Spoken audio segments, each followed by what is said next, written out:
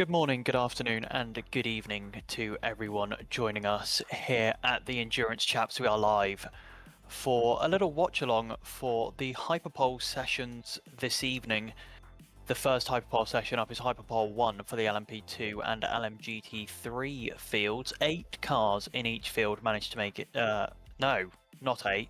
12 cars from each field managed to make it through from qualifying 1 yesterday. I'll give you a quick rundown of who those are. The number 16 RLR M Sports, the 22 United Auto Sports, the 23 United Auto Sports, 25 Algarve Pro Racing, 28 IDEX Sport, 29 TDS Racing, 37 CLX Pure Racing, 43 into Europole, 45 Algarve Pro Racing, 48 VDS Panis Racing, 183 AF Corsa, and the 199 AO by TF are all of your LMP2s that are into this session.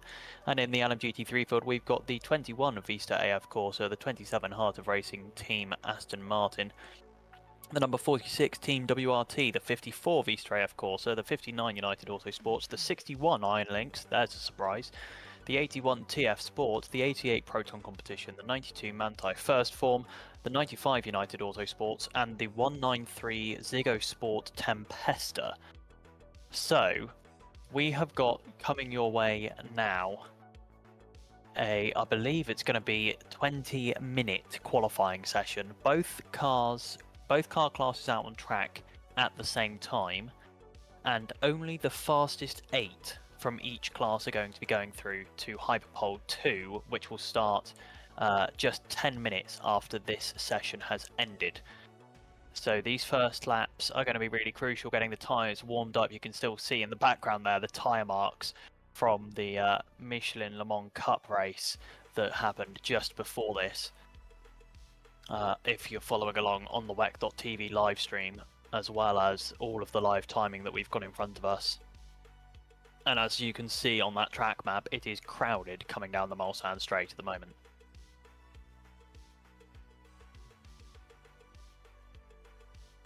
So yeah, we are looking for the 8 fastest cars in each class for this evening. They've got 20 minutes to get those times on the board. Technically 20 minutes plus 1 lap, dependent on when the cars cross the line.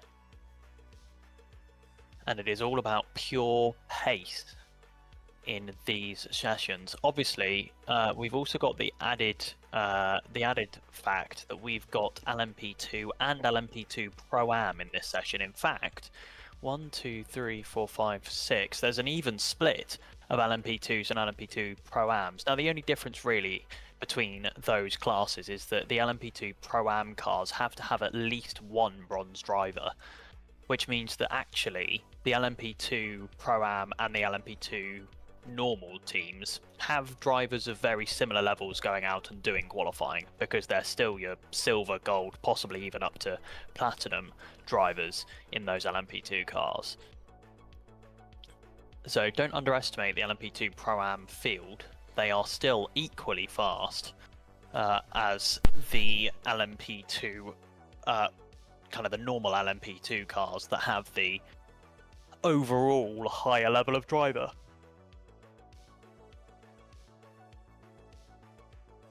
So we just got to wait now for the first flying laps to come in. This is going to be interesting. Hello everyone, sorry I was just finishing off some food there. This should be interesting. We know who topped qualifying in Hypercar, LMP2s and GT3s from yesterday. And it will definitely be interesting to see what can happen in these Hyperpole sessions. A new standard and a new way that they're doing it this time though, so we'll have to see how that pans out.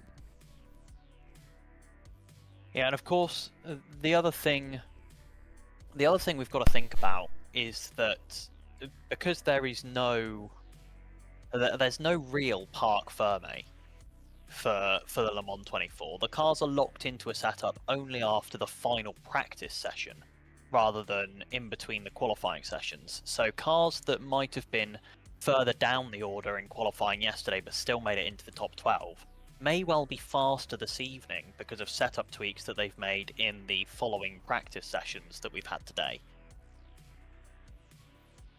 So that will be something to keep an eye out for. Don't expect the order to be the same. And obviously, the other thing we've got to think about with the LMP2s and the LMGT3s is that we've got obviously these massive differences in pace in between these two classes, which means that actually being caught or not being caught in traffic could be just as important for your lap time as your actual pace.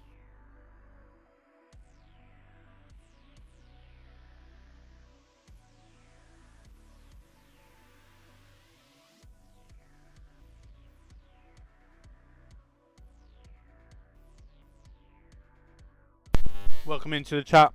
Isidore, Christoph, welcome in. Kieran in saying Olive instead of Oliver. Hello, and Kieran. How you doing? Who do you think is going to take pole?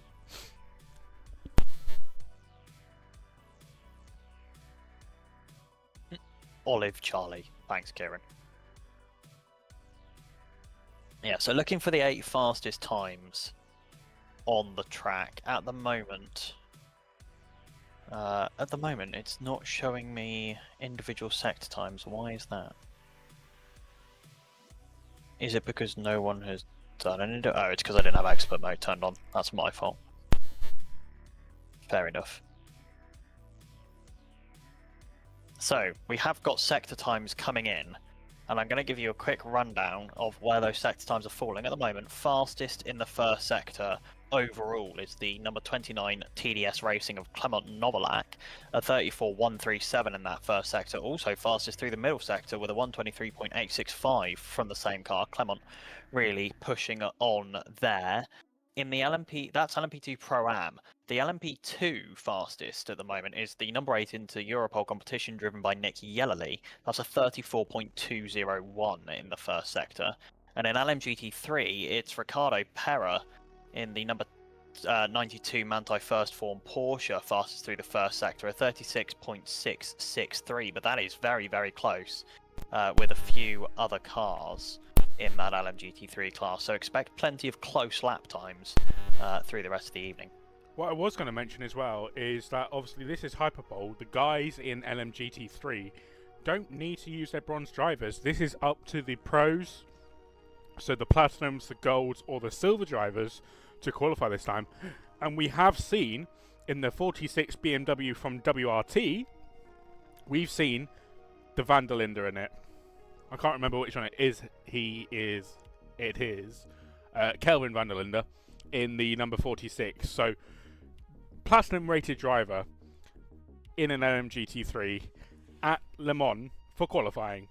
That's a good shout for pole. Yeah, absolutely. In fact, I think may well be the only LMGT3 running a platinum split driver, but the first times are coming in and tumbling. We've got yellow flags shown at Marshall Post 30. That is going to be, by my maths, in the first of the Porsche curves. Indeed it is. We've got a car stationary. I'm going to find out for you right now who it is. I've got it. I've got the number. The car stationary is the 54 Vista AF Corsa in the hands of Castellacci. That is the car in trouble. It's right after the apex of the first of the Porsche curves. So that could well be a large crash. But the first times have come in at the moment is the 23 United Autosports. Is a red flag. It's a red flag. I'm not surprised by that. This could be a large accident at the start of the Porsche curves here. We'll keep you updated as we get the information and as we see it happen live on WEC.tv. But as of right now, we are under red flag. We've lost the number 54 Vista AF Corsa, if the live timing is right.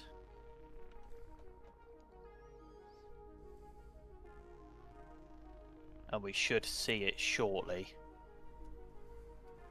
Indeed it is. Thankfully the car looks to be in one piece. It's just run off into the gravel, had a spin in the gravel and is now beached. Very, very heavily beached.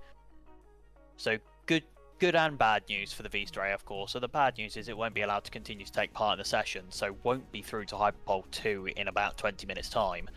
But the good news is it's only in the gravel. There's not been any contact with the wall from what I can see, and as always, getting a car back from a red flag incident without it actually having any damage is the best possible outcome for a team. Yeah, I was going to say, at least they can safely say there's no, well, major barrier damage from that incident, just going off into gravel, and obviously unsafe to continue the session without any interruptions this time. Kieran in the chat saying, no, my fantasy. Well, that's what you get for choosing a Ferrari GT3.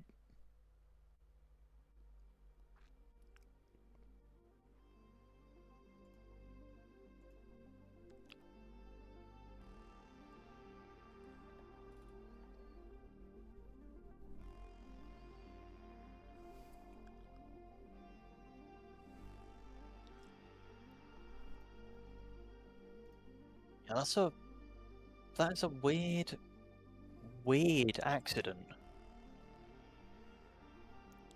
for the 54 there.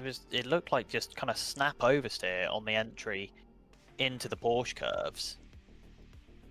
And then he was moving through the gravel without any real issue. The tires weren't spinning. He was kind of just coasting over the top, and then suddenly the car just bogged down. And no more go left in that Ferrari, unfortunately.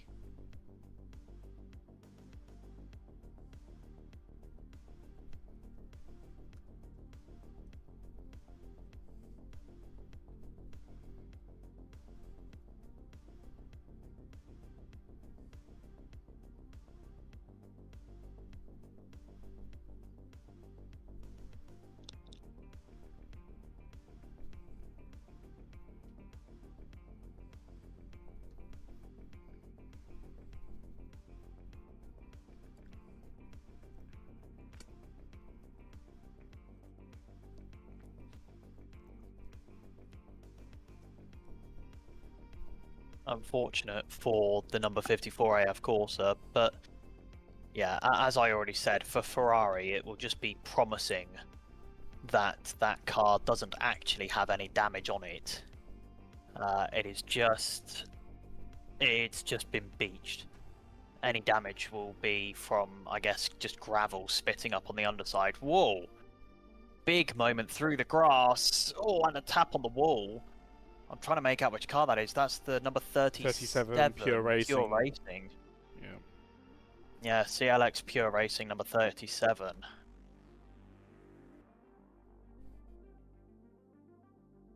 It's currently with Tristan Vautier at the wheel, so pretty seasoned veteran at Le Mans, Vautier. Yeah, unideal for those guys realistically. Although actually, as much as I'm saying about it being unfortunate for Vista AF Corsa, it's a little bit of a session of two halves for them at the moment, because Simon Mann is actually currently at the top of the timing sheets, and not by a particularly small amount either, by over a second, 1.1 seconds. And the Vista AF Corsa, not the only car with a trip through the gravel trap. That looks like the number 78 ASP Acodis team Lexus, indeed it is, taking a trip through the gravel on the inside of the first of the Mulsanne chicanes, and it would appear took one of the nice green bollards on the trip with him.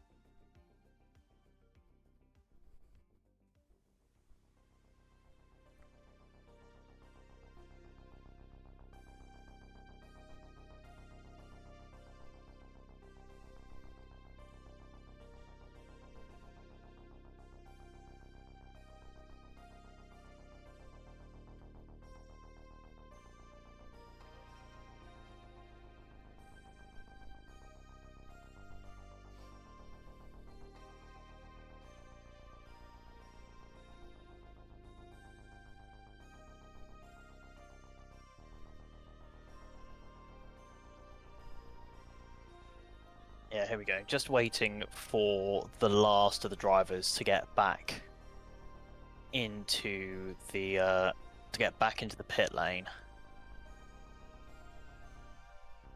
And once they are back in the pit lane, we will get this session rolling again. It does look like the clock has been stopped, which is interesting. Normally in qualifying, we do see the red flag causing a clock stop. In practice, it keeps rolling due to the length of the sessions. So this will see a little bit of a delay to the rest of the day's schedule. We've been under red flag since 9:08 p.m. Sorry, 7:08 p.m. BST, 8:08 p.m. CEST, so local time to Le Mans. So at the moment we've lost about 7 minutes of time. So yeah, things are going to take a little bit of a knock-on effect. We might gain the time back when Hypercar Hyperpole starts, but in between Hyperpole 1 and Hyperpole 2 I don't think it will be possible because these cars will need to be refueled and have new tyres on.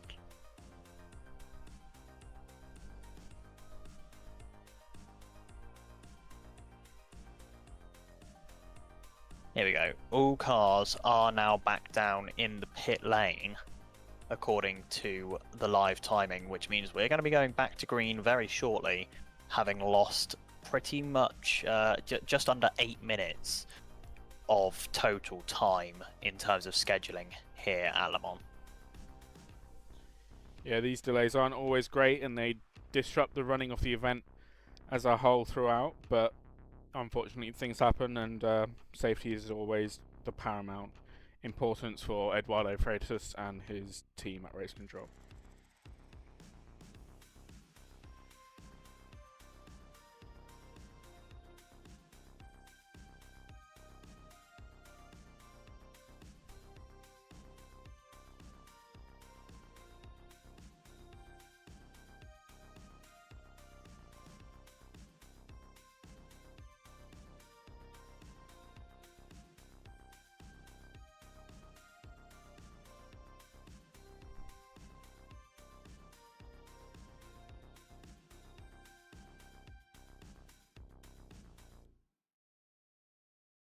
Here we go, And pit we're going lane. back to green. Yeah, pit lane open, so we are running green again.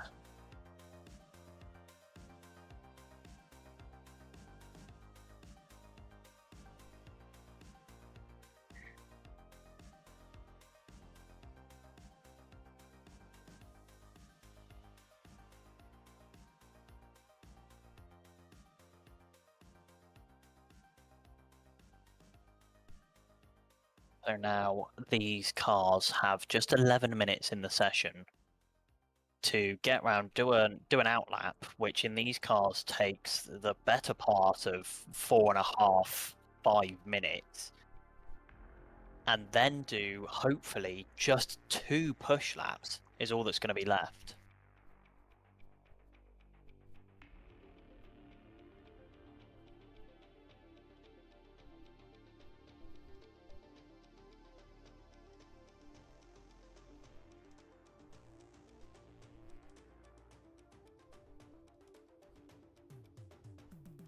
Very busy out there now though, with the cars going back out on track. Lots of cars trying to find their feet and find some more space to complete their lap times.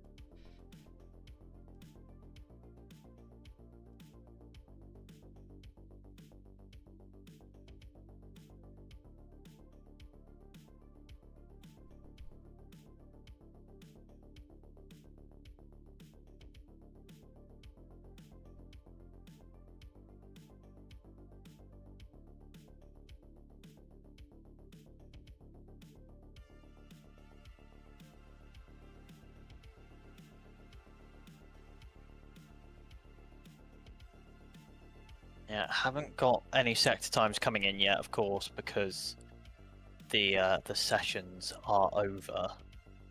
Sorry, because the session has only just restarted. So the first cars coming through across the timing line are going to be the 199AO by TF and the 183AF Corsa, currently being driven by Nicky Katzberg, and I believe that's Felix da Costa in the 183AF Corsa, isn't it? Indeed it is. Yep. two drivers of immense skill, who I expect only occasionally are on track racing against each other due to their slightly differing disciplines, let's say. Yeah, exactly. But also great to see these guys out on track at Le Mans.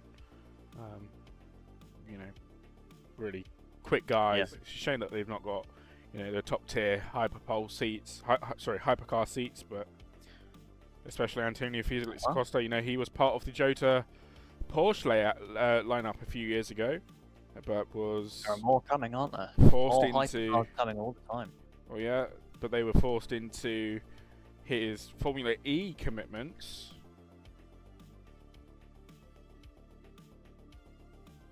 Let us know if you checked out our article today as well.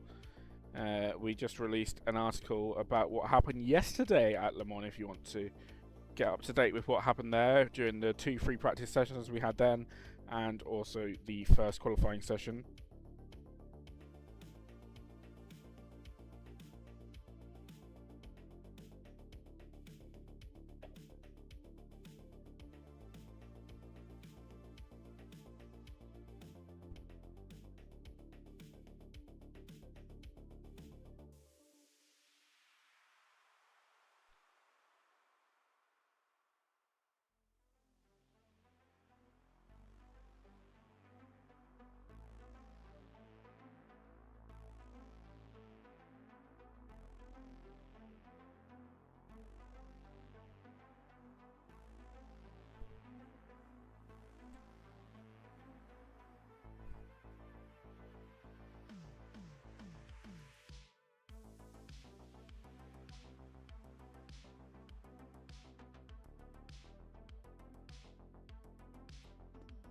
And we're back on laps now for these cars.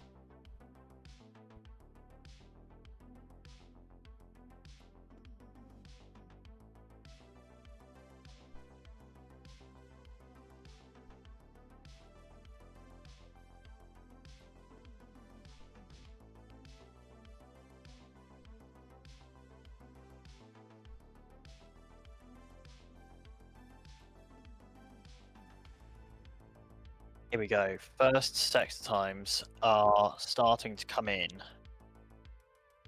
But at the moment, no record-breaking sector times popping up anywhere.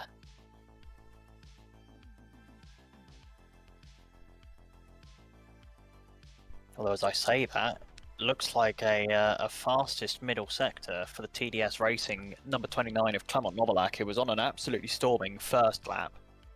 Currently slotted in to second place, about 0.6 of a second, 0.7 of a second off of the number 23 of United Autosports, driven by Oliver Jarvis.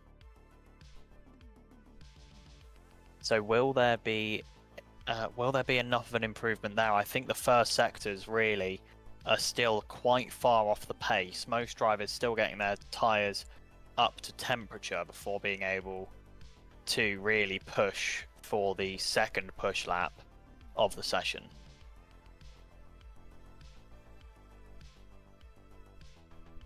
Also interesting to see Renger van der Zande in an LMP2 this time around. Having a few issues with our stream at the moment.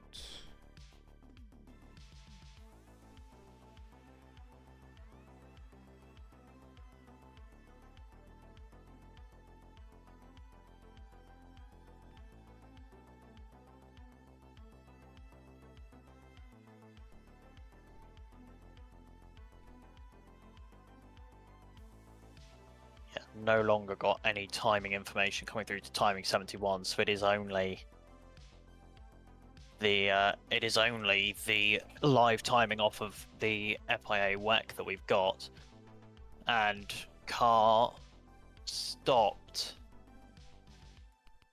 That's 95, I believe. I'm not sure where, because it's not showing as stopped. No, it's got moving again.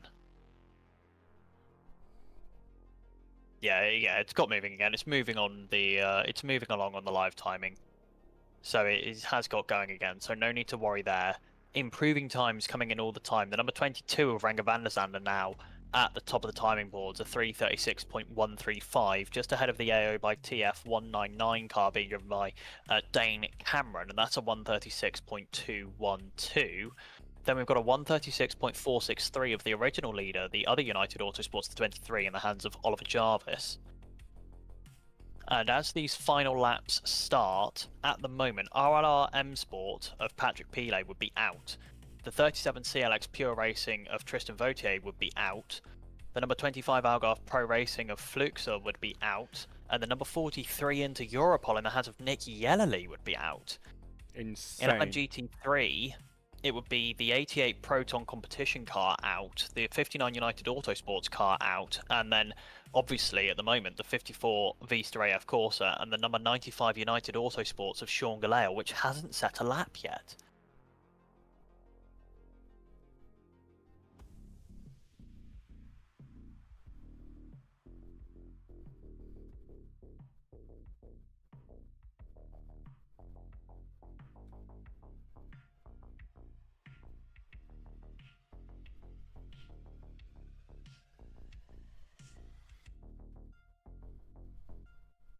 I'm looking for where we're seeing major improvements.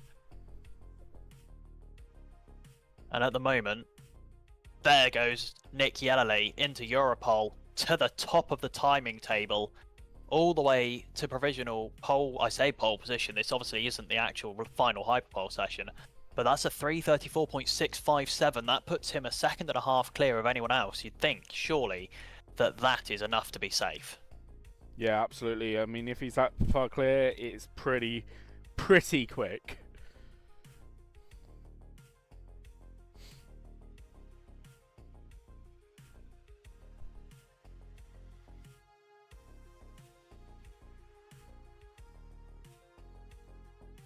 Yeah, Nick Yellowly is going to get another lap here, but I really don't think he needs it. Just cruise back round, right? No need to go again. And he's not. Yeah, 52 second first sector. Nick Yellowly's just chilling. He knows he's good. He knows he's fine. He doesn't need to do anything now. No, that was ludicrously quick. So, have we got anyone improving outside of that top 8 enough to possibly get within it? Possibly the TDS Racing number 29 of Clement Novelak, currently going faster than the VDS Panis Racing of Pereira, which currently occupies that 8th spot and is the car at risk. Possibly the RLRM Sport improving enough. Up to 6th for the RLRM Sport, so that knocks the VDS Panis Racing out. Now in the hot seat is the Algarve Pro Racing number 45 of Nicky Katzberg. VDS Panis Racing doesn't improve by enough to get in, neither does the TDS Racing does. TDS Racing of Clement Novelak goes to 4th. That pushes the Algarve Pro Racing out of the top 8, and no improvement for Nicky Katzberg, so they are out. Can the CLX Pure Racing car of Tristan Vautier get in? Yes, he can. Up to 6th for the CLX Pure Racing. That pushes the IDEX Sport car of Alvarez out. And that is it. Now, to LMGT3. Currently on the hot seat is the Ziggo Sport Tempesta of Froggatt. Only really 3 cars that can improve to get in. The only cars here that matter, the only times that matter are the Proton competition, the United Autosports, and the number 95 United Autosports. Proton competition doesn't improve. United Autosports I don't think is improving either. It's all about Sean Galale. See what Sean Galale can do as he comes through very, very soon. He's on the run down towards Indianapolis at the moment, and it is promising. 0.2 faster than Ziggo Sport Tempesta in the first sector, 0.2 faster than Ziggo Sport Tempesta in the middle sector, but it is now all about this final run. He's just come through Indianapolis, only Arnage, and then the Porsche and Ford chicanes to go.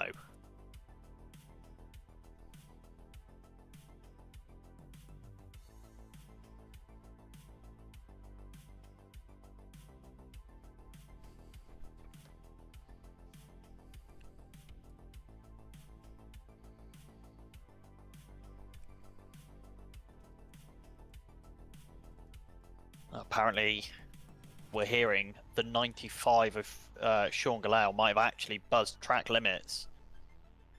So this lap might not count. That's a shame for him if that's true.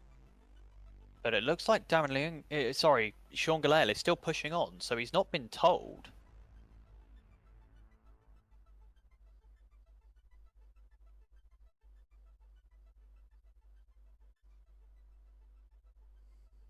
He's not 10 seconds off the pace. What are they talking about? I think their timing information is wrong on the live stream. I think Sean Galal's in. He is. Sean Galal should be in. He is. Sean Galal's 8th. Yep. Just ahead of Zego Sport. There we go. He's made it. 7/10 the difference in the end. So he has made it work. What a great lap from Sean Galal. Absolutely at the death. I don't think it's ever been more at the death before. Done this, yeah.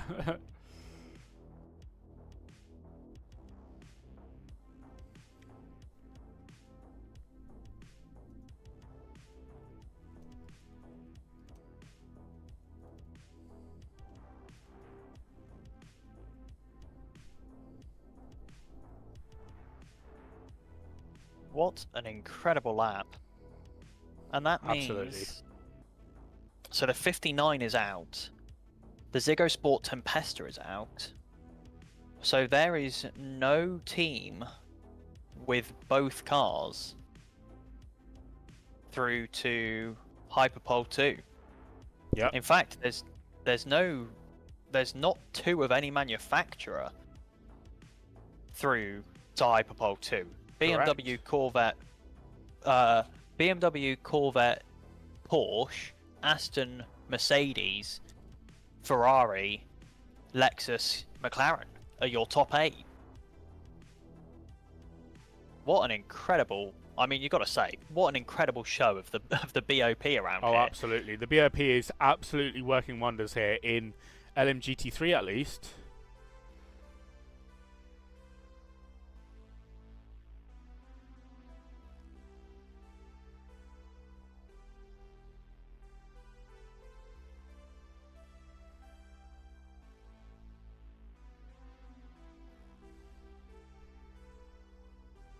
So we are now going to go into a brief lull in between the sessions as these cars all get refueled, probably put new tyres on before the Hyperpole 2 session.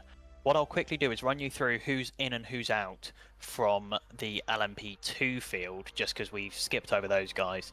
In is the 43 into Europole competition, the 199 AO by TF, the 22 United Autosports, the 29 TDS Racing, the 183 AF Corsa, the 37 CLX Pure Rating, the 23 United Autosports, and the number 16 RLR M Sport. Out of the session and taking up grid positions 9 through 12 is the 28 IDEX Sport, the 45 Algarve Pro Racing, the 48 VDS Panis Racing, and the 25 Algarve Pro Racing. Damn it, I picked them in my fantasy. Brilliant, I love that for me. As I already said, we've already known the top 8 who are through in LMGT3, but just to clarify, out of the session, so again, filling positions 9 through 12 on the grid is the Zero Sport Tempesta, the 88 Proton competition, the 59 United Autosports, and of course, the 54 AF Corsa, a Vista AF Corsa, which did not finish the session after that incident at the start. And this is only going to be, hopefully, a short turnaround in between these two sessions, just the fuel going in to the cars. Obviously, the benefit here, in contrast to F1, Charlie, is that you can refuel the cars in the pit lane. You don't have to wheel them back into the garage, so it's just a fast process. Exactly. But what do you think about this brand new qualifying hypercar format for this sort of knockout system? How do you think about that? I do quite like it. I think it would be better if there were less cars that were knocked out from the first qualifying. I think losing half of the field, then only 4 cars in the next session is a bit weird. Yeah. From a 24 car field, which the LMP2s were, and the 24 car field in LMGT3, there's no reason that you can't lose 8 in the first session down to 16, then 8 in the second session down to 8. Yeah. Why not do it like that? That is my only critique. That makes full sense. Other than that, I've got to say I do quite like it. I think it means that every session has a little bit more jeopardy, you know? But also those cars that might not normally be fast enough to get into Hyperpole are now somewhat into Hyperpole. Yeah. Because they're still fighting over getting those 9th through 12th What I am really, really impressed with is Iron Links. How have they come from back off the grid to 5th in Hyperpole 1 and through to Hyperpole 2? Yeah, absolutely. And the big thing for the number 61 of Iron Links there is that that's 2 different drivers who have shown that pace now. Because yesterday, if memory serves, it was Martin Berry that was qualifying in that number 61.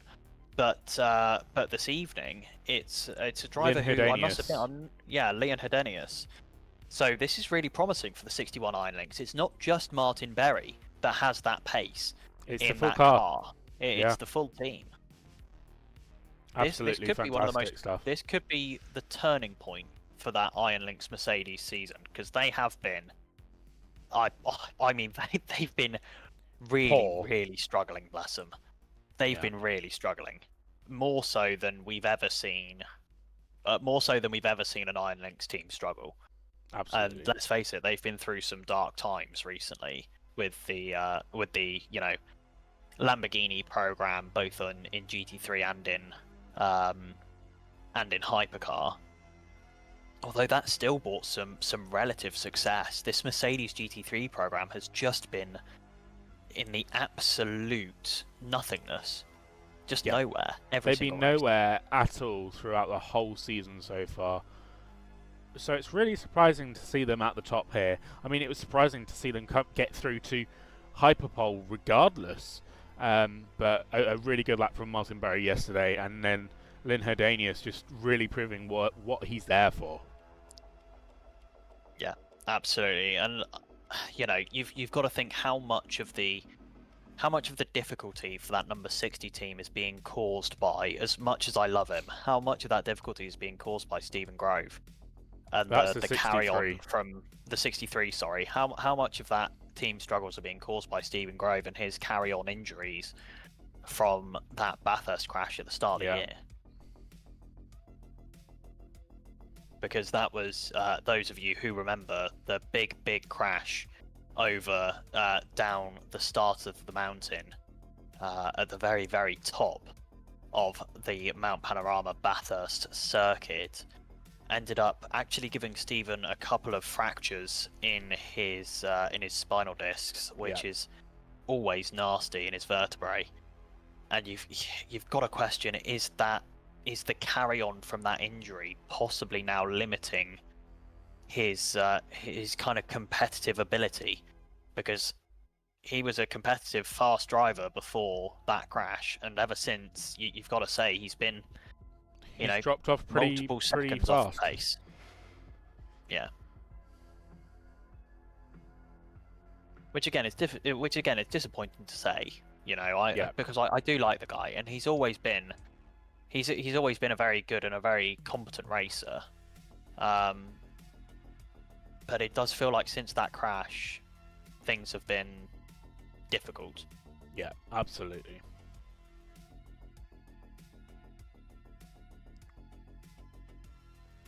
And we do have the timing screen just update for this session now, so you will now only be able to see the cars on track.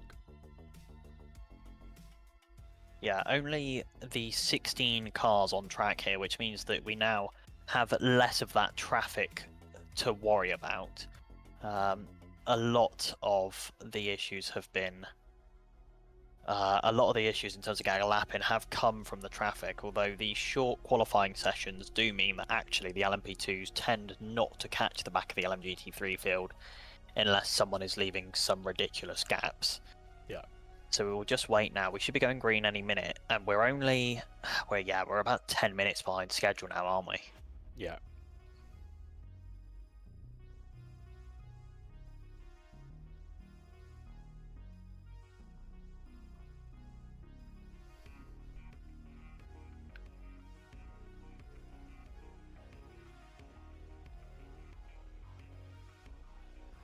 Yeah. LMP2 GT3 Hyperpole 2 will start at 8:42 local time CST or 7:42 BST, which means that we're starting 12 minutes behind schedule now. That's quite a chunk. Yeah, that is pretty long difference.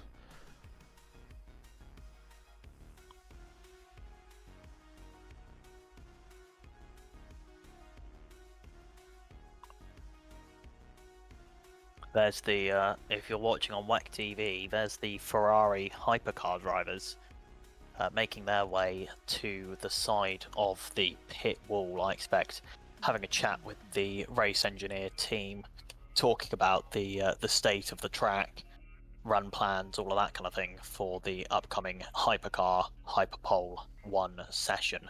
Try saying that 5 times fast. Well, try and say it when you're drunk. Don't challenge me, I will go and get a beer.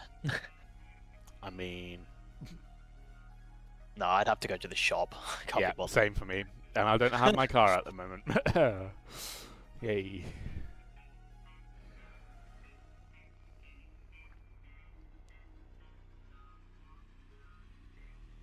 And it's just about a minute until we get going in Hyperpole 2. And we are green. Flag for Hyperpole 2 here at Le Mans. LMGT3 and LMP2s. Let's see what these guys can do for this final push before race start on Saturday afternoon.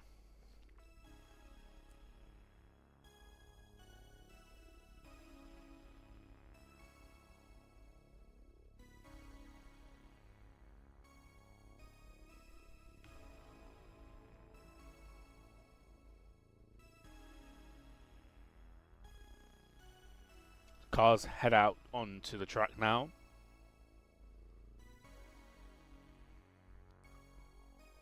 Again, these drivers have been switched over, so all three drivers in all cars get to participate in qualifying in some aspects. That is obviously if they get through to Hyperpole and then through to Hyperpole 2.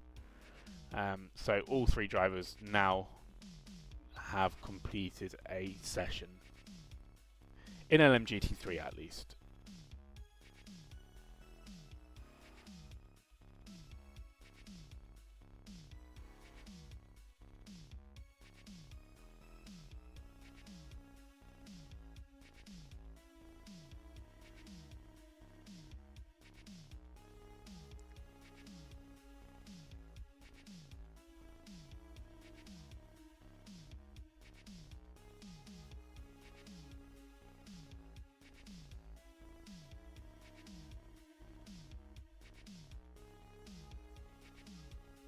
Yeah, just waiting now, as always, for these first flying laps to get underway.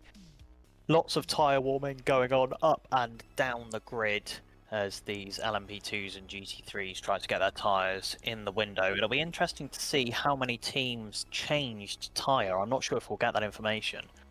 But it would be interesting to know if they have, because surely there might be some teams who have left tyres on, hoping to keep some of the core temperature in the tyre for a faster warm up. Which in this session, which is now I believe increasingly shorter again. Indeed, it is only 15 minutes. That could be really worthwhile, especially if we get another mid-session red flag. Yeah, a red flag is not going to be. A red flag is not going to be helpful at all in this session at all, and these drivers are going to be hopefully on their best behaviour not to cause one. Yeah, because those drivers who are able to put in a competitive lap the first time out, because the core temperature of the tyre is already there, would be ideal. As we see on the WEC.TV stream, the Doctor, also known as Valentino Rossi, weaving and checking his mirrors, making sure he's not weaving in front of any LMP2s, which obviously have a significant straight line advantage on the LMGT3 tyres. Yeah, absolutely.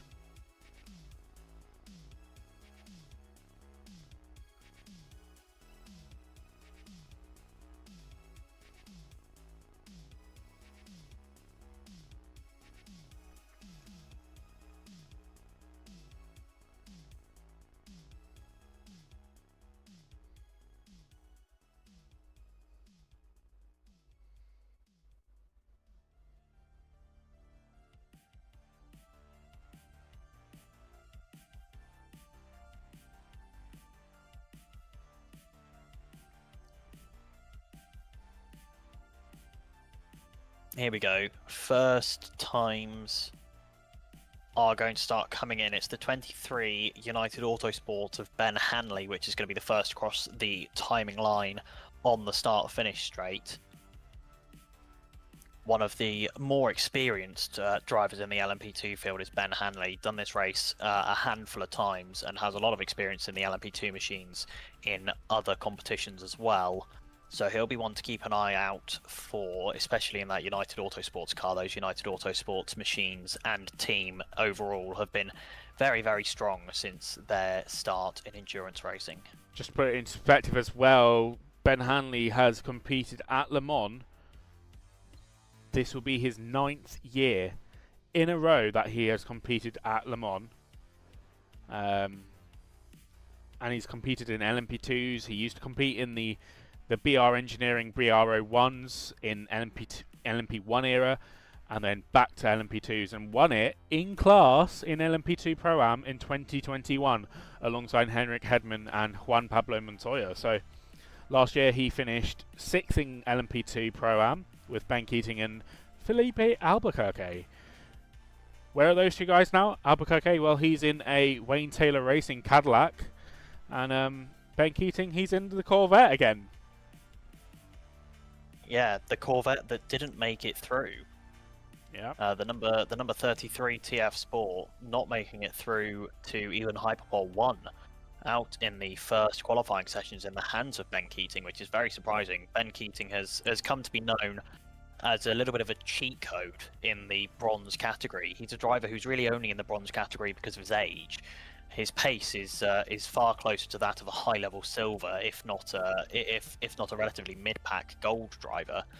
But because he's, if my memory serves, 53, he's not able to qualify for anything north of the bronze category. So drivers and teams that can get their hands on him have one of the, if not the fastest bronze driver in the field in their cars. Absolutely. I mean, it's something that all teams would want, but not all teams can get. Absolutely. So, first sector times are in. It's the Heart of Racing number 27 Aston Martin, fastest in the first sector for the LMGT3s. In LMP2 Pro-Am, it's the TDS Racing number 29, being driven by Matthias Besch, 34001.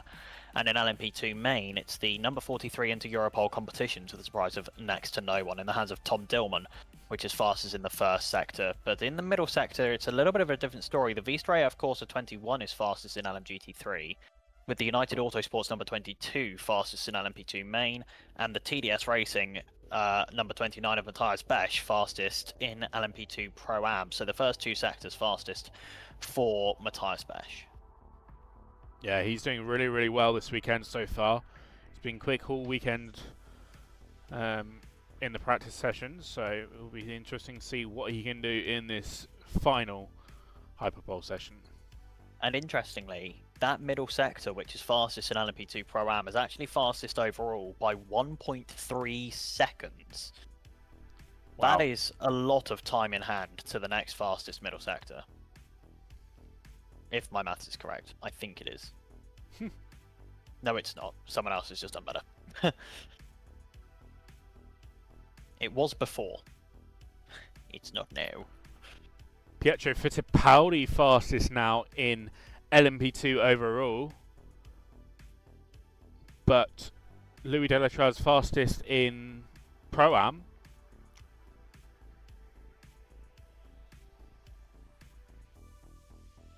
Still, that Matthias Besch must have lost a lot of time through the final sector. Indeed, he did. 4 seconds down in the final sector. That explains where all of that lost time has come from. Running in P5, not what I would have expected. And on the first lap, at the moment, it's the number 46 Team WRT of Valentino Rossi to the top, pipped by the number 21 V-Stray AF Corsa. And these times are going to keep changing. I don't know if anyone else from LMGT3 is likely to go faster. Possibly the number 27 Heart of Racing car, not quite, slots into second as of right now.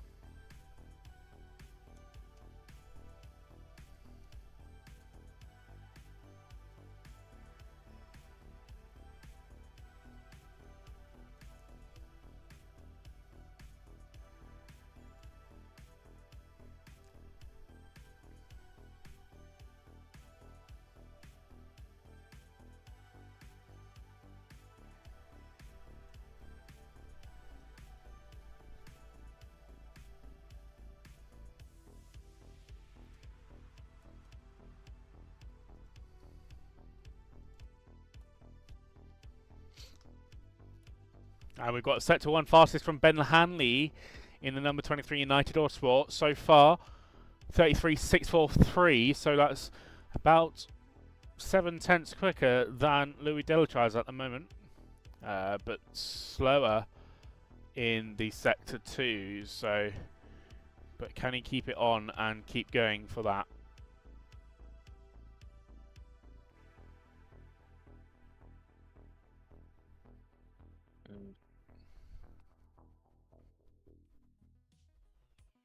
Welcome in Ryan Quinn. Yeah, big improvement there from Ben Hanley. Moving himself into a good position here. Fastest in the first sector. It's a 36.643. Only about a tenth faster than the AO by TF of Louis Delatraz. But there could be more time coming in the middle sector. There is. It's another tenth in the middle sector for Ben Hanley. But it needs to be a big find in Sector 3 for this to come together. These LMP2s are going to be coming up to the Porsche curves now as we speak, as you can see on the lap.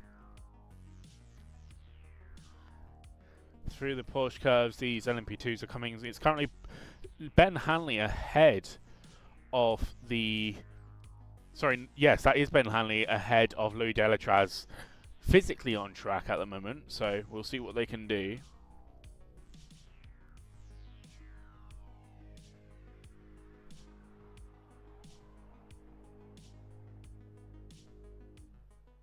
Yeah, I've got to admit, I think it's slightly weird that that Louis Delatraz was slower through the middle sector, because it looks like the number 199 has been sat in his toe the whole time.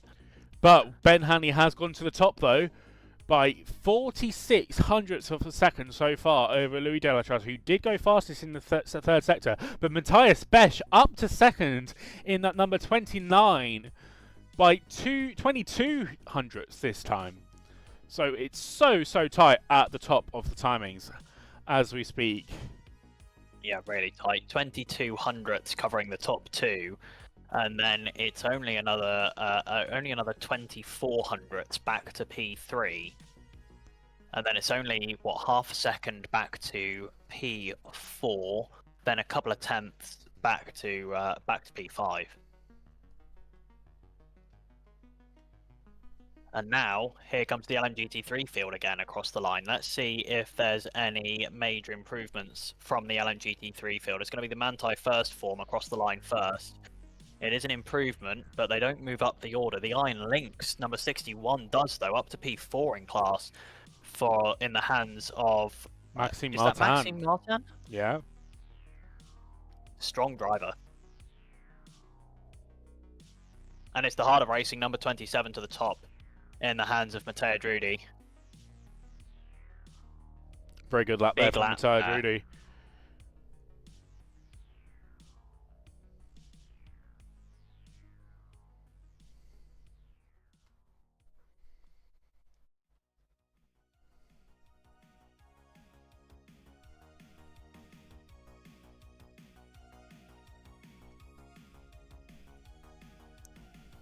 And the RLRM Sport, in the hands of Cullen, still hasn't put in a valid lap. It's been picking up invalidations pretty much everywhere, and is now, I've got to say, not quick on this lap that is valid. The Inter-Europol of Tom Dillman goes to the top. The number 43 Inter-Europol competition to the top of the timing boards by by just over a tenth of a second there.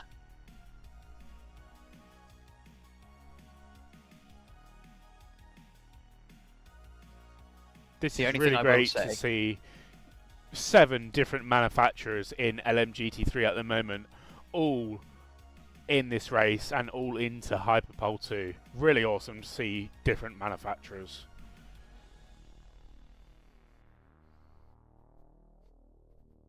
Tom Dillman has gone pole. Provisionally on pole position, but there is enough time. In fact, some of these first hypercars LMP2s, might sneak one more lap. Yeah. It'll be very close. For the majority of the field, this will be their final lap, but there's a chance that the 23 and maybe the 199, I think, will be the only cars that might be able to do it. But they might sneak another lap here. Watch that though, Matthias Besch, fastest in the second sector though. 1:23.126. That's pretty quick. That Currently is absolutely up there. 0.8 of a second between first and fifth in LMP2 at the moment. Incredible lap times here as Hanley and Delatraz do not improve this time around. But they've got another lap. The first car to take the checker flag was the And Besch goes to the top. 22. Indeed he does. What a brilliant lap time. That was his final lap in the number 29 there. The RLRM Sport has managed to get on the timing board, but it's not particularly quick. 2 seconds off the next car. So the only cars that are doing another lap are the AO by TF 199, the 23 United Autosports, and the 43 Inter-Europol competition, which is coming around to finish their lap now. And I think the number 6 CLX Pure Racing has come back into the pit lane already.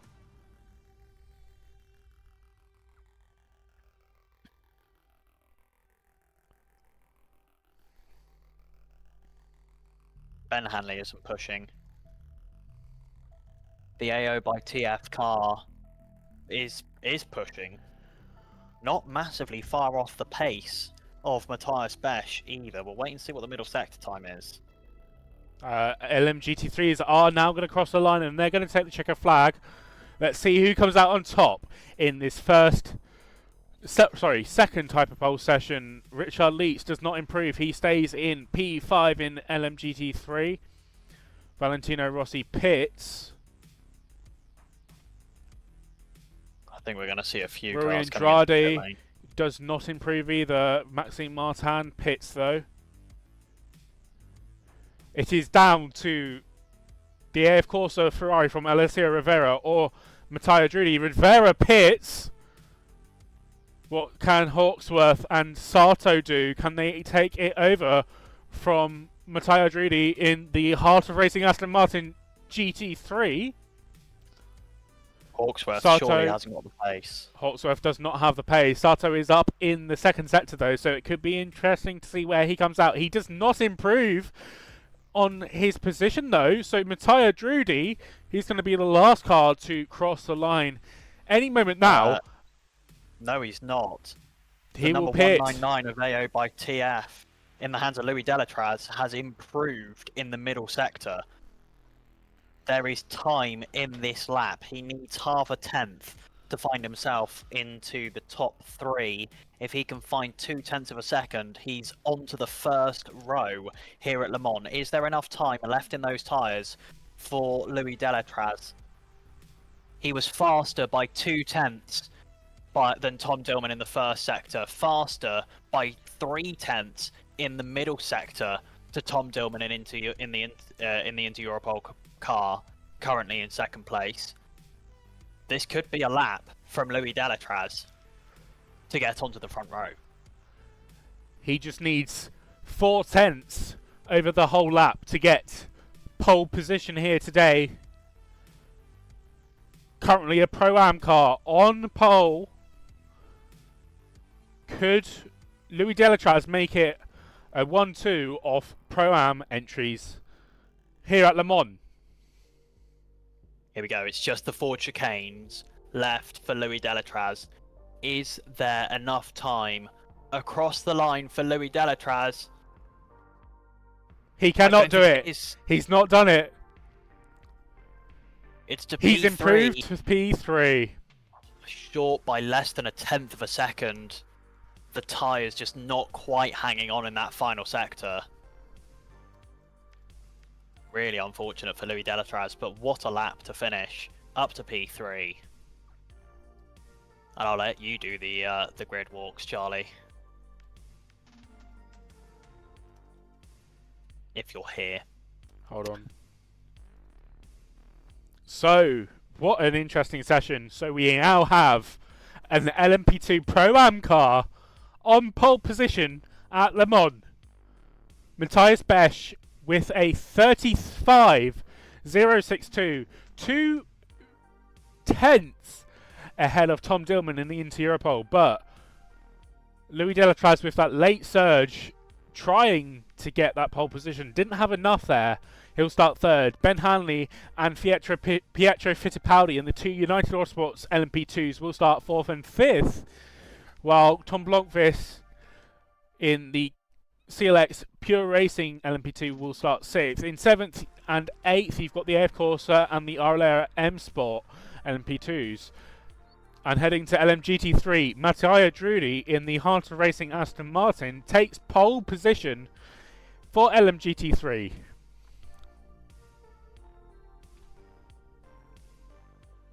What a race this is going to be. Absolutely incredible qualifying sessions here. It has been very, very entertaining. This Hyperpole, this new Hyperpole formula, very, very entertaining to watch. But I think we just got to see maybe a little bit more tweaking, maybe slightly less cars being taken out in some sessions compared to others. Yeah, I think an equal 8-8 split to get down to 8 cars left in LMGT3 would probably be best, especially here at Le Mans. Obviously, in the rest of WAC, it's slightly different due to the reduced fields.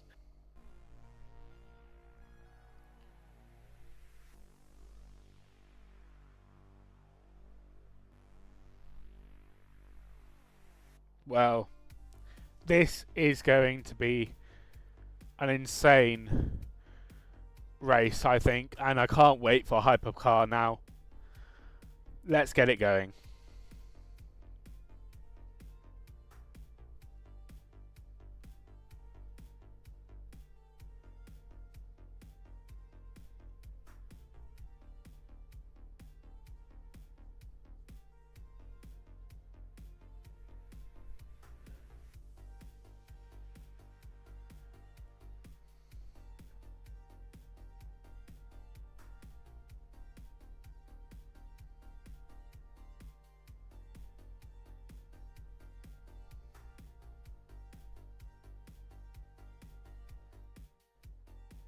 Now, as we wait for Hyperpole 1 for Hypercar,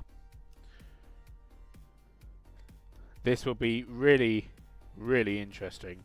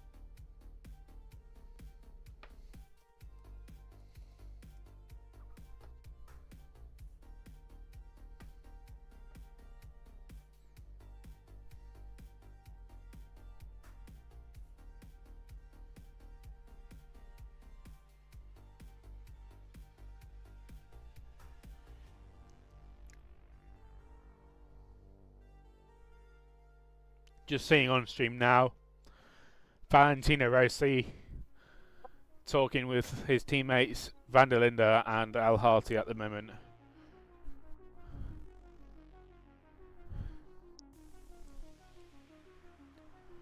Third in an MGT3 for the Doctor.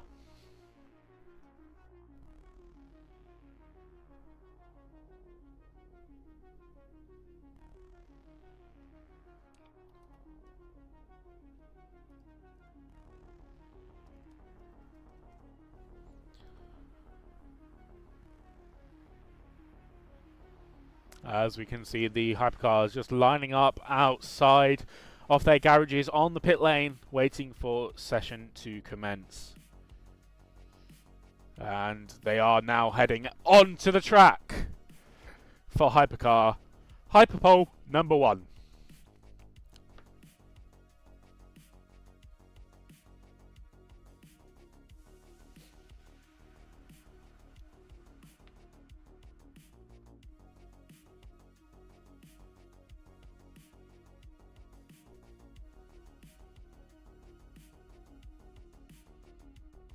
Here we go. Green flag for Hyperpole 1 here at Le Mans for the hypercars, the top class, top flight cars in the current regulation sets. The cars through, we've got 15 of them through into this Hyperpole 1 session. I'll give you a quick rundown of who we've got. We've got the Porsche Penske number 4 and 5, Toyota Gazoo number 8. We've also got the Cadillac Hertz Team Jotas, both the 12 and the 38 through. BMW M Team WRT have the number 15 and the number 20 through. Alpine Endurance have both the 35 and the 36. Ferrari AF Corsa, in fact all 3 Ferraris are through. Both the Ferrari AF Corsa 5051 and the number 83 Privateer in heavy air marks. AF Corsa number 83, and then rounding out the 15 cars we've got here are the 2 Privateer Cadillacs, Cadillac Wayne Taylor Racing and Cadillac Whalen Engineering. We are going to be losing the bottom 5 from this Hyperpole 1 session to leave 10 for the pole position shootout, which will be coming your way just after this session finishes. So it's all about the top 10 here, more like your standard Q2 session that you'll know and love from Formula 1.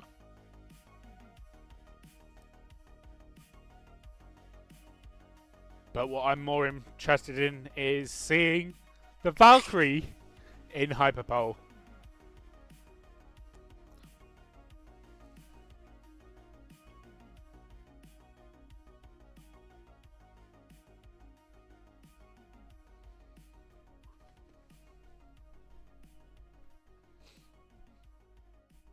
They are making their way out the lap. They've just coming through to the Indianapolis chicane at the moment, as you can see on the map, the track map in head.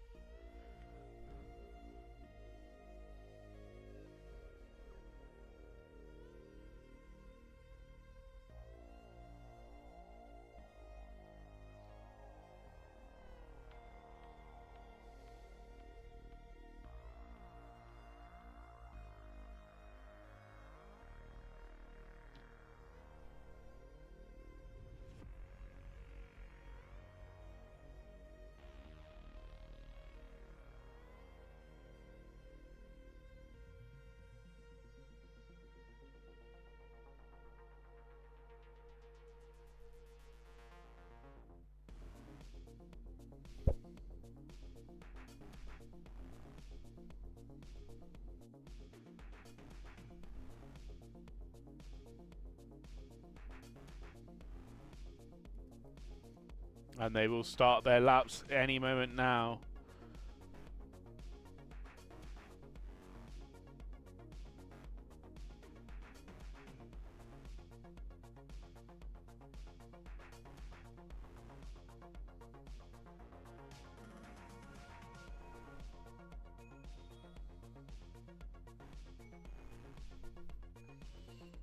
What's your predictions for this session then, Oliver? I don't know. I genuinely don't know. I think there's a multitude of cars realistically that could find their way to the top. I think obviously your likely cars are going to be, you know, your Ferraris.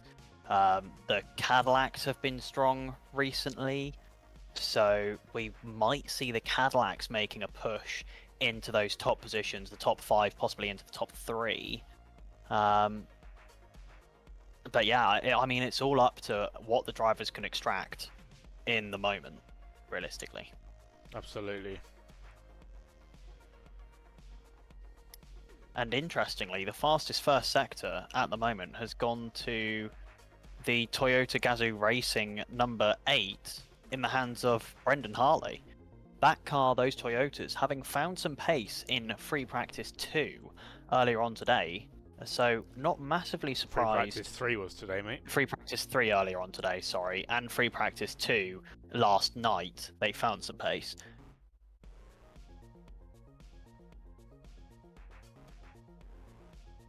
Not massively surprising to see Brendan Hartley extracting the pace here, but that fastest first sector has been taken away by the number 36 Alpine Endurance Team car in the hands of Mick Schumacher. Yeah, really good lap there.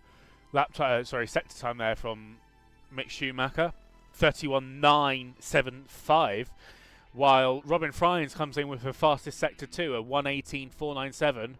We'll see them come through as they trickle through.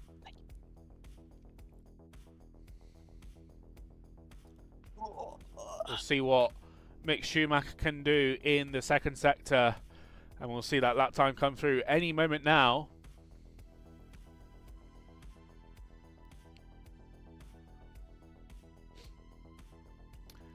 Felipe Nasr, followed by Julian Anlauer immediately, 1:18.110 in the second sector. Let's wait for that Mick Schumacher time still.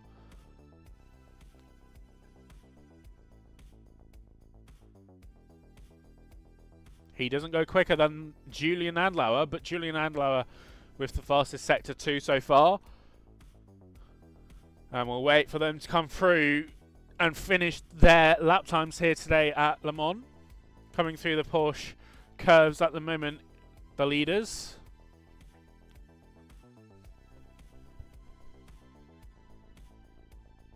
Yeah, interestingly, the actual balance of sector times means that even though Mick Schumacher hasn't gone fastest in the middle sector, he is still overall pretty much bang on pace with Julian Anlauer.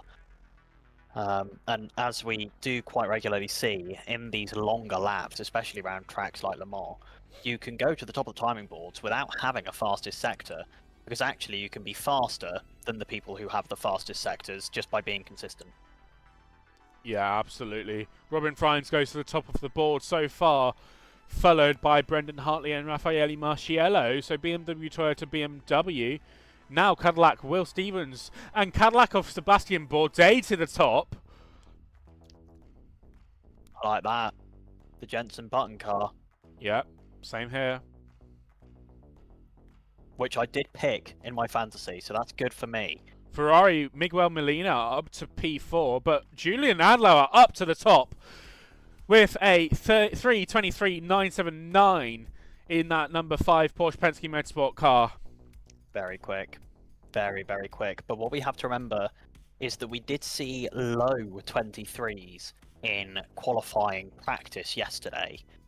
So there is more time to come from these tyres, and of course in the Hypercar class without the tyre warmers, it does take the pretty much the outlap and then the first sector and most of the middle sector to get the tyres warm. So we will see more improving sector times coming in and new fastest sectors as these laps continue.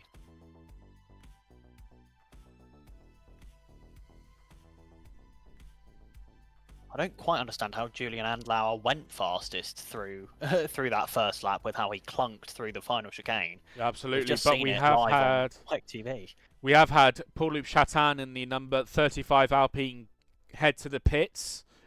That'll be interesting. But look, Mick Schumacher, as I said, quick in the first sector earlier on. He slots in second between the Porsche and the Cadillac at the moment.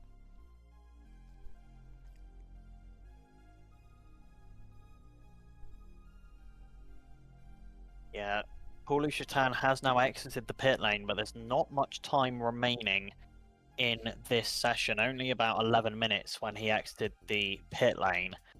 So it's going to be a little bit of a push to get these to get those tires up to temperature. I'm assuming that's what it was, a tire change. 51-second stop would suggest so. So possibly picked up a puncture or a slow puncture on those tires, or Miguel maybe had a Molina. big lockup somewhere. Miguel Molina has gone quickest in the second sector, though, in that number 50 Ferrari. Currently in P6 at the moment.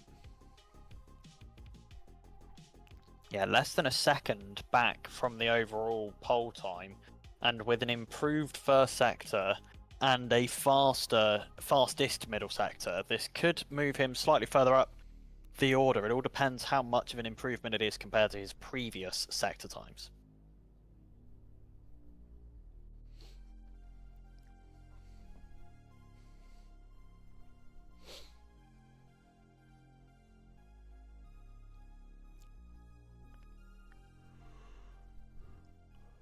Waiting for these first few cars to come across the line once again. We'll see them coming through any minute now of these two BMWs of Marciello and Robin Frines.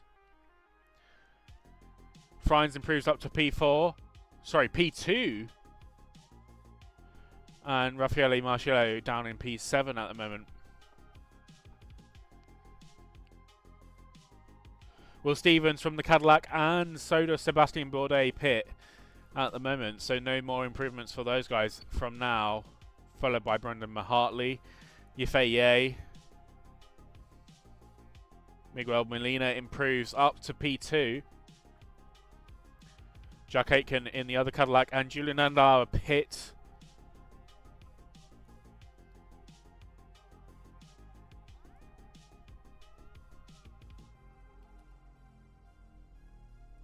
It is a massive improvement from Miguel Molina up to P2. Now just less than 500ths of a second off of the overall pole time. Lots of cars down into the pit lane. The 009 Aston Martin, the latest to go down in the hands of Marco Sorensen.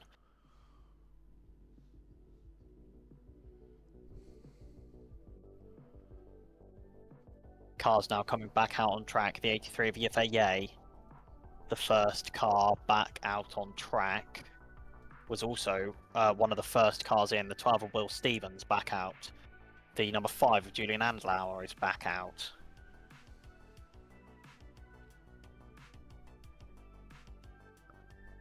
Good news for Aston Martin fans. The Aston Martin was pretty close to being on pace on that lap. Also, there's someone revving what sounds like a turbocharged V8 outside my house. Yay. Amazing. Do apologise if that gets picked up on the microphone. I doubt it's quite loud enough for that, though.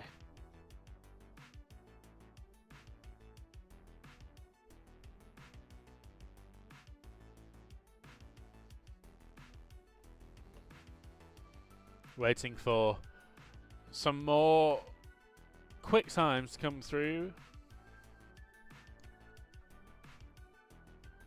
Obviously, these guys won't be on quick times, especially those who have just pitted.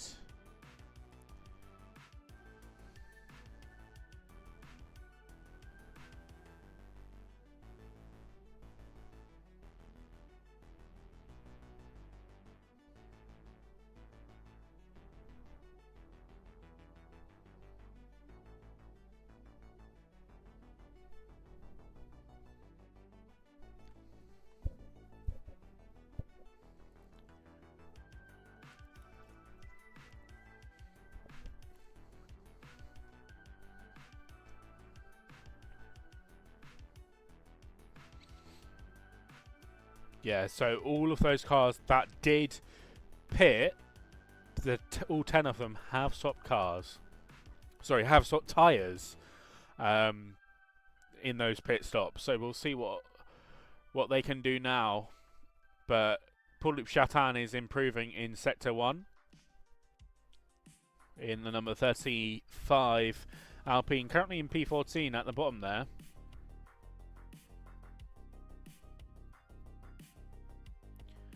And now those cars that did not pit before have entered the pits, notably Marcello and Robin Frines.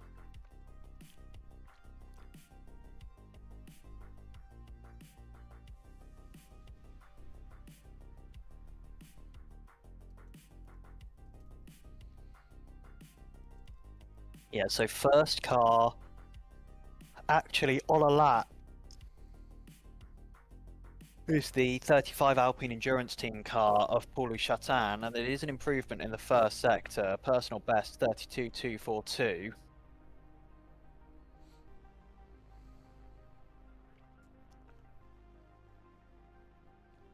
What's really interesting though is that Julian Andlauer, although being the fastest car on track at the moment, he is only a gold, whereas most of the other guys around him are platinum drivers.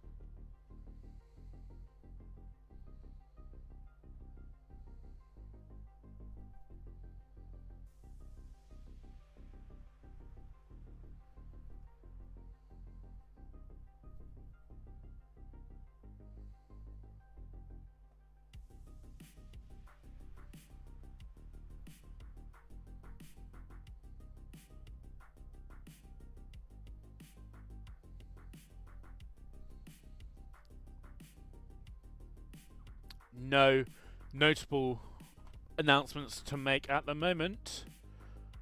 As you say that, Will Stevens in the number 12 goes faster. It goes faster in the first sector. Sebastian Bourdais goes fastest in the first sector, a 31.933 for Sebastian Bourdais. The Alpine Endurance Team 35 jumps up to P7, just 4/10 off the pace, 4.5 tenths off the pace. 4.5 tenths covering the top 7 is very, very nice. I doubt the gaps are going to stay that close for much longer as the rest of these times come in.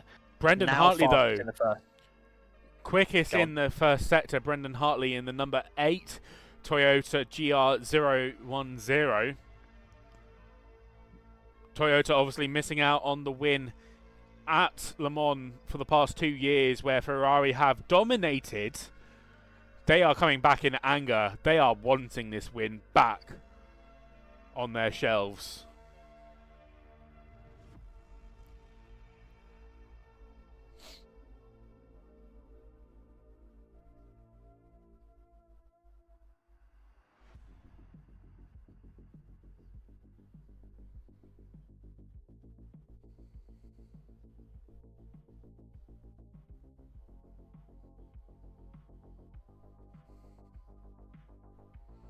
Julian Andlauer, though, running slowly or stopped according to our timing screens. I wonder if that's because he's had an issue. We are green flag, though, so unsure. Nope, we've just gone to yellow flag. Yellow flags at marshal post number 34 and 35. Slippery surface. Is that Julian Andlauer? Julian Andlauer lost an oil pipe or something. He has come back into the pit lane, and he has been running slowly. I think, yes. Is there a possibility here that Julian Andlauer has put slippery surface down? I think possibly, yeah. I think possibly he's dropped some fluids. Yeah, there we go. Pulling over there. That's Julian Andlauer in the back of shot on the WEC.tv. Ah, he's lost a tyre. Oh, the whole wheel! What on earth?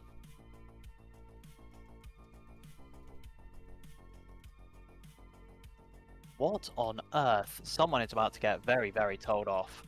Yeah, that is not good. That's blocking the pit in as well. So that will disrupt many people's flows. And if they do want to come in, I doubt they would, but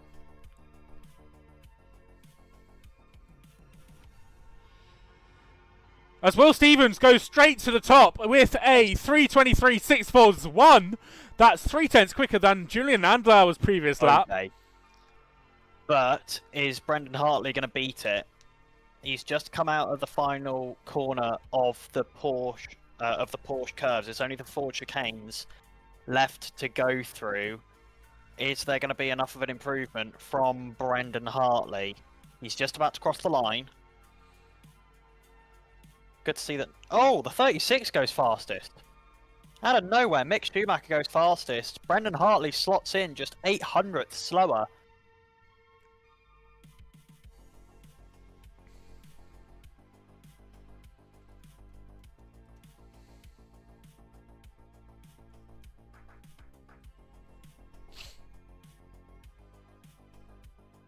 What can the rest of the guys do?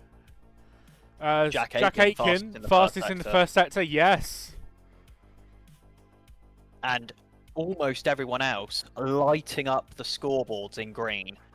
Almost everyone improving through Sector 1. The only cars that aren't are the top 3. The only cars that haven't improved in the first sector are the top 3. Top 4, technically, but Julian Andlauer isn't on track, so I'm not really counting him.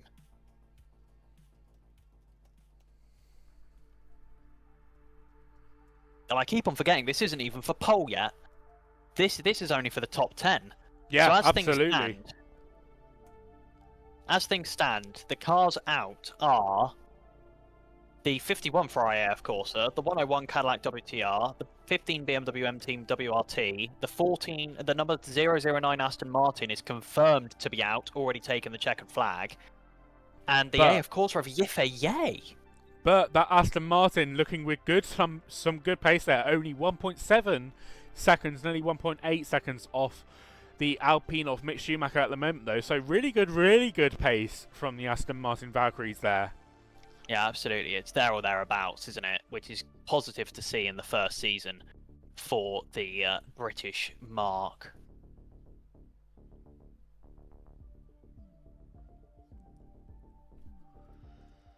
Oh. That's possibly the largest lockup I've ever seen in my life from Raffaele Marciello.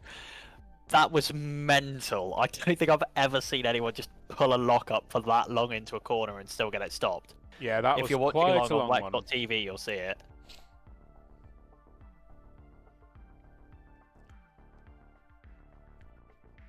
Also to put note to the number 5 Porsche of Andlauer, he is in the pits, so he is unable to make his time up. He's currently half a second down on Mick Schumacher at the moment. So any of the cars behind him could improve and knock Julian Andlauer out of that top 10 into Hyperpole 2. Raffaele Marciello makes the cut. It's up to 6th. Raffaele Marciello, fastest overall for Robin Freitz in the number 20. He goes to the top of the timing boards. There's going to be improvements coming from a lot of cars here. Yifei only 11th. It's not in to Hyperpole. Cadillac, Sebastian Bourdais to the top of the times. Come on, that's what I'm talking about. Cadillac in. There's more times coming. Felipe Nasser up to P6 now. That's dropping Julian Andlauer to 7th. As Jack Aitken to the top in the other Cadillac with a 3:22.742. That's the first in the 22s here today. What a lap time from Jack Aitken. There's more coming. The 51 isn't in. The 51 didn't make it. The 50's the only Ferrari 499P into the Hyperpole pole shootout session. What on earth? No one could have seen that coming. And Julian Andlauer is still at risk. Is he through? He is? I think he is. Julian Andlauer with 3-wheeling into the pit lane has made it. He's made it. He's in. Insanity. Though there is one position that could be taken. No, it can't. It's all done. It's all done.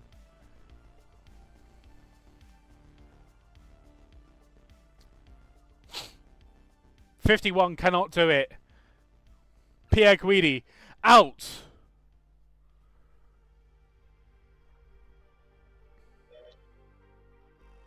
I'll be back in just 2 seconds.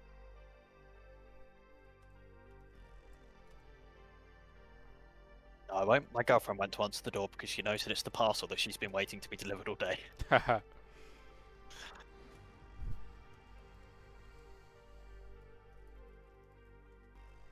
is now going to walk past the living room door, excitedly squeal at me whilst waving it. Yeah, there it is.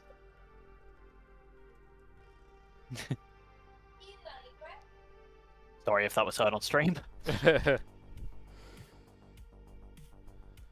I do apologise for my girlfriend's language. She's very excited because the parcel said that it wasn't going to be here till July, and it's currently the 12th of June. What an effort then. An ultra rare early delivery from AliExpress. AliExpress, jeez. That's a throwback and a half.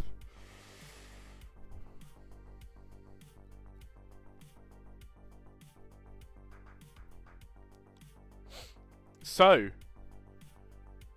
obviously Aston Martin, we did not expect them to come through and get into Hyperpole 2, but a Cadillac 1-2 into Hyperpole 2.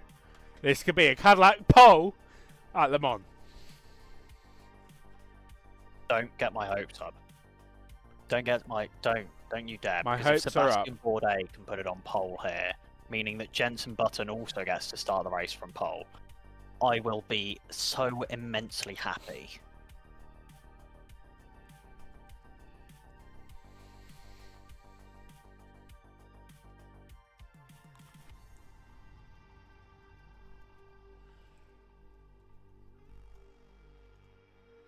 Both of my cars into Hyperpole 2.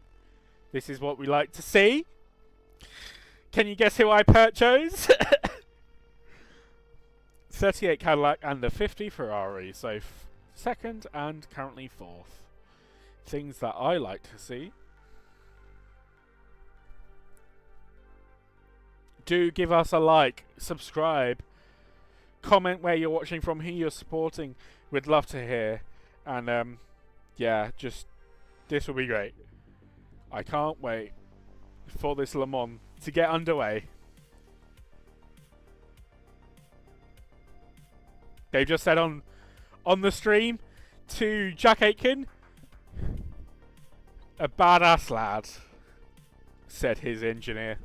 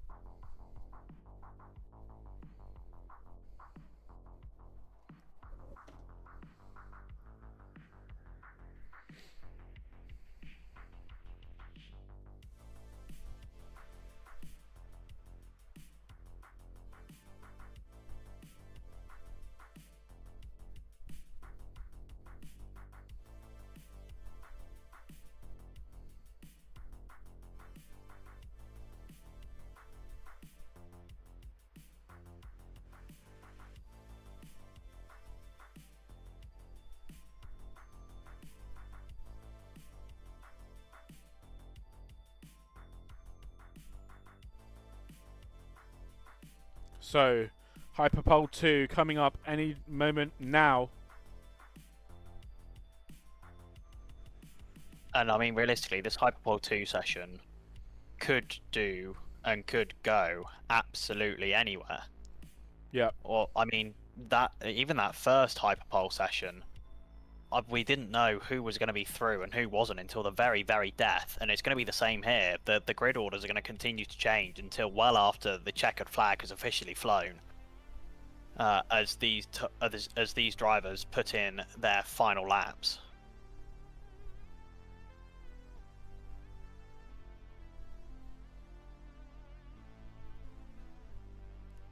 This is going to be spicy, boys.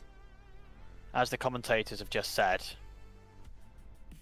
On the WEC.TV live stream, this could well be anyone's session. Only about 4 minutes, 3.5 minutes until this session is going to get underway. It is only a 15-minute session here, this Hyperpole 2 session. 10 cars are going to be on track, so plenty of time between them to get a lap set. And it'll be interesting to see if these hypercars make the same decisions that the LMP2s did and these cars did in the first session to come in and take a pit stop and change the tyres. I don't think it'll be possible this time. They've got one lap and they've got to do it, I think, in this section.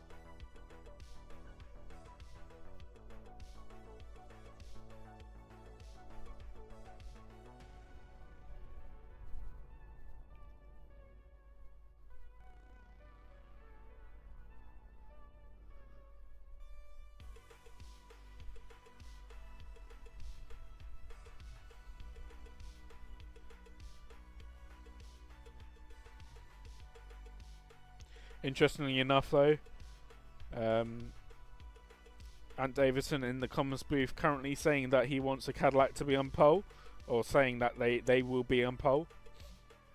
We'll see in 20 minutes' time who's in the number 50 Ferrari. Good question. The number 50 Ferrari includes... Number 50 Ferrari includes Antonio Fuoco, Miguel Molina, and Nicholas Nilsson.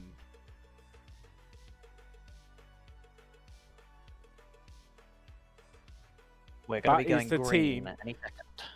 That is the team that took the victory here at Le Mans 24 Hours last year.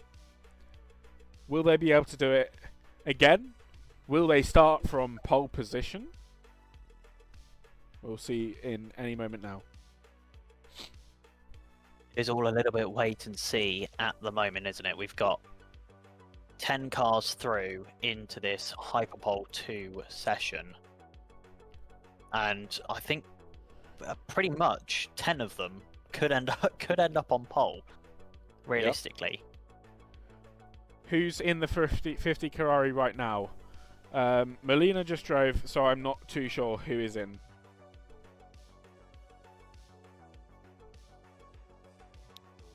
No, we'll only know once the cars start cycling out of the pit lane. So we've got to wait on the green flag, which should be coming pretty much any second.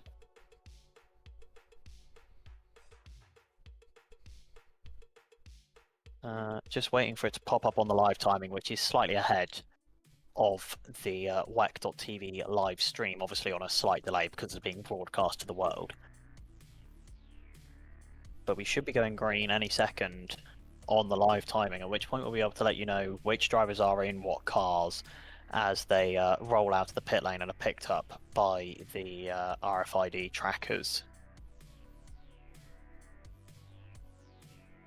We've got the 10, 9, 8, 7, 6, 5, 4, 3, 2, 1.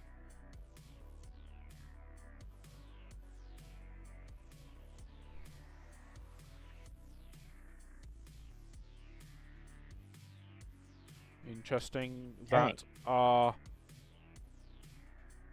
live timing appears to possibly not be alive. Let's give it a refresh, see what's going on.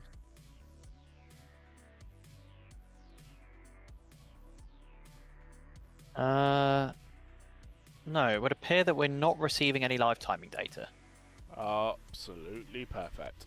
So that's brilliant. Just really great. We'll wait and see. Hope that it comes back. But yeah, we've not received any data since 25 past 8, according to this. And we haven't received any data at least since the start of this session as well.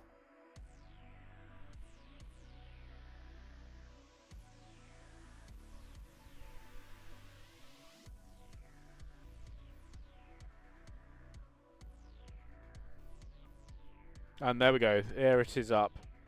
Hypercar 2. Here we go. Sorry, Hypercar 2. Hyperpole 2 has started.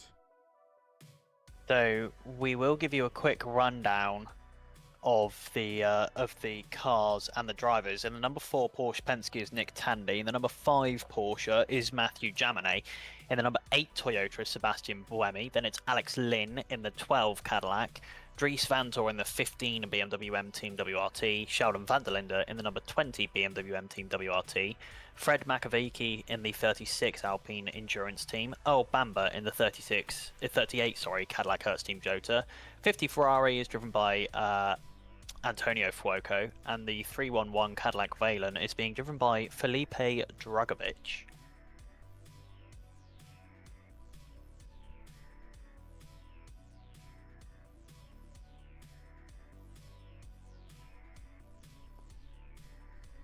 So we've now just got to wait and see.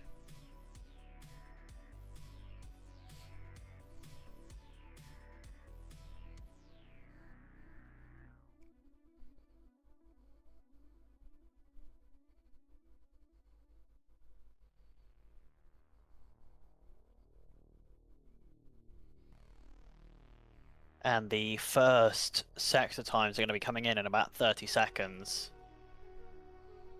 The first car across the line, I believe, is going to be the number 20 BMW M Team WRT in the hands of Sheldon van der Linde.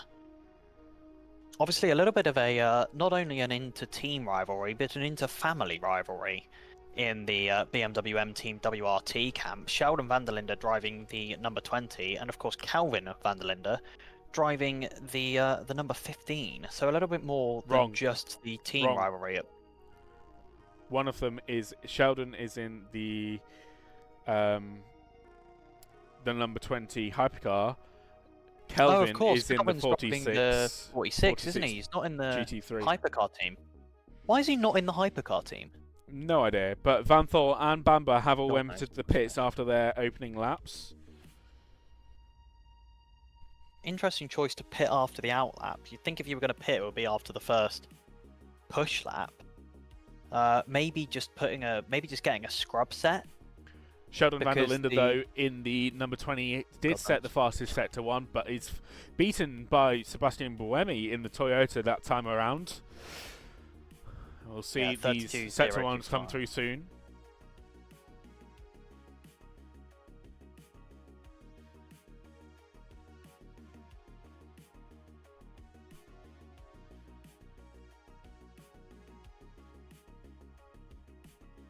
Matthew Jaminet with the fastest in Sector 1 now, though. 32.010. And wait for the Sector 2 times in about a minute and a half to come through.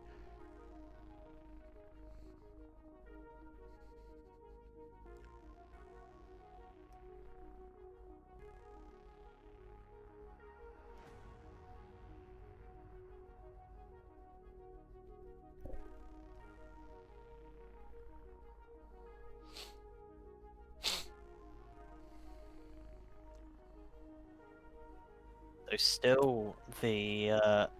Oh no, it's not Buemi, sorry. Matthew Jaminet fastest now in Sector 1, I missed that. Sheldon van der Linde is fastest through the middle sector, but he's also the first car to come through the middle sector, so somewhat biased. We'll wait and see as the rest of the cars cross the timing line up there, and there's a slow car coming out of the Mulsanne corner. Who is that?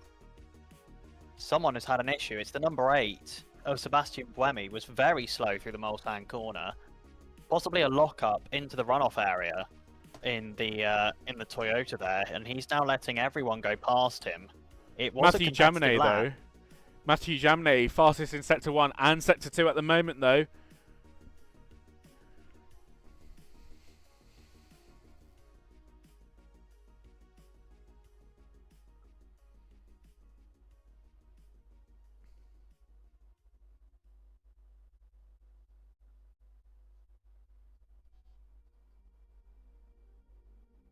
And I don't know, there he is, yeah, up in the runoff, exactly what I thought. And he might get done for impeding there as well. He might get done there for impeding. No, that was up at the Mulsanne corner. Oh, Mulsanne. Yeah, up in the right-hander at the end of the straight, probably just a big lockup. And off into the runoff area. It'll be interesting to see if he comes into the pit lane. Which he hasn't. Initially, it's Sheldon van der Linde, the first man across the line, sets the fastest time. It's a 24.5. So about 2 seconds of lap time we're expecting to find in that. Possibly more now that we're into the final Hyperpole session. Drivers pushing harder than they have done at any other point of the weekend. So now we'll wait and see as the rest of the times come through. It's Antonio Fuoco to the top of the timing boards. Alex Lynn, though. Straight to the top, Alex Lynn goes 24.098. Matthew Jaminet 23.4. Knocking chunks of time out of these laps at the moment, and they'll continue to tumble. We're going to be expecting a low 22s, possibly mid to low 22s. I would say probably a 21 is a push. I don't expect we'll see a 21. If we do, I will be massively, massively impressed.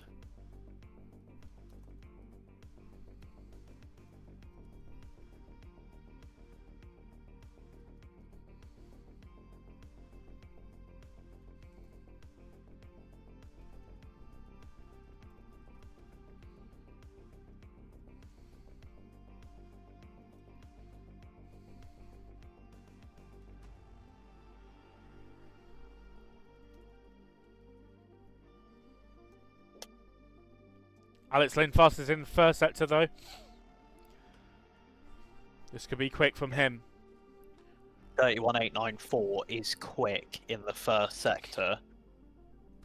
In the fastest laps from the last session, it was a 31.7 in the first sector that saw them to the top of the timing tables. Yeah, huge lockup. Just endless lockup. Just didn't stop for Sebastian Buemi.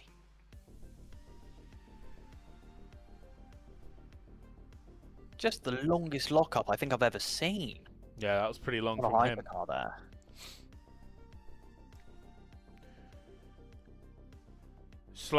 Slow sector 2 though there for Alex Lynn in the number 12 Cadillac after that really rapid sector 1 though.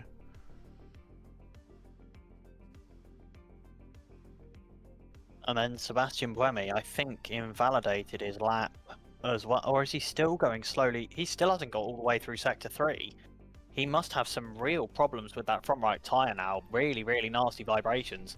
And if he comes into the pit lane now, he's not really going to get a representative lap. So I think this might be the number 8. Almost down and out of qualifying already. It might be, yes.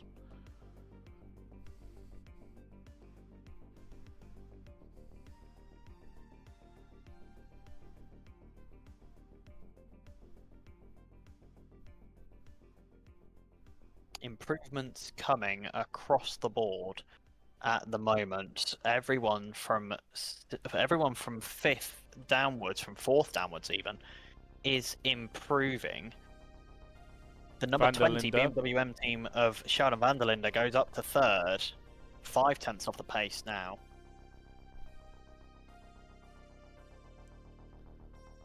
And Sebastian Buemi has come into the pit lane, and you've got to think that's qualifying over. Only 4.5 minutes left of the session. There's not enough time, surely. That's session over for the number 8. They're not going to have a lap. No.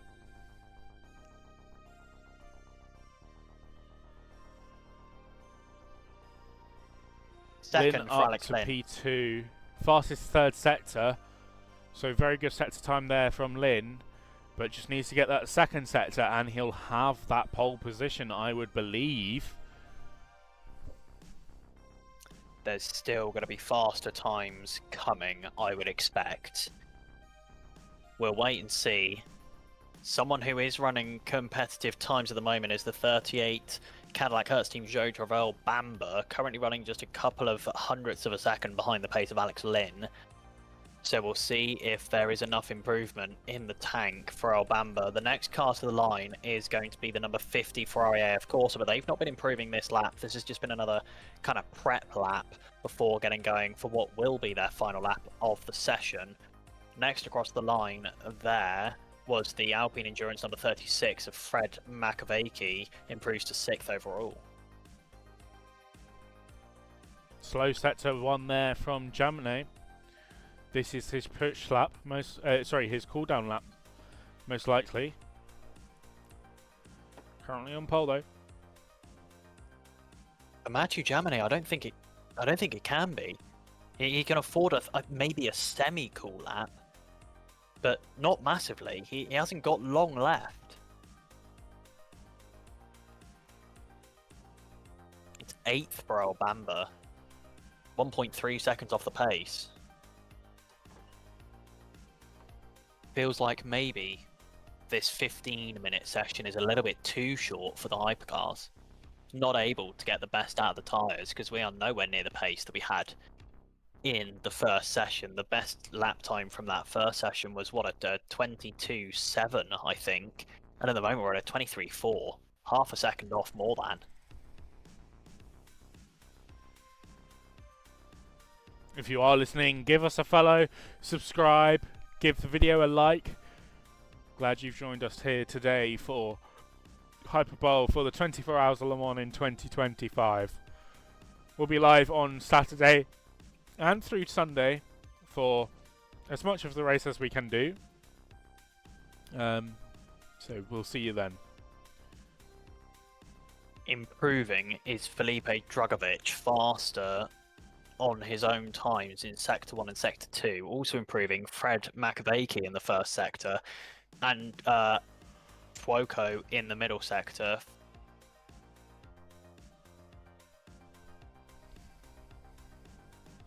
Alex Lynn improving in the middle sector, that could be big.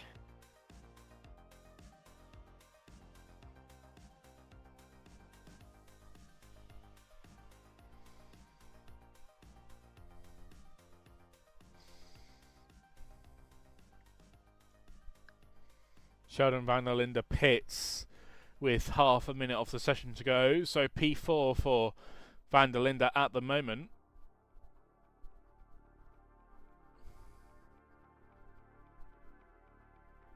As Alex Lynn goes to the top, a 3:23.166.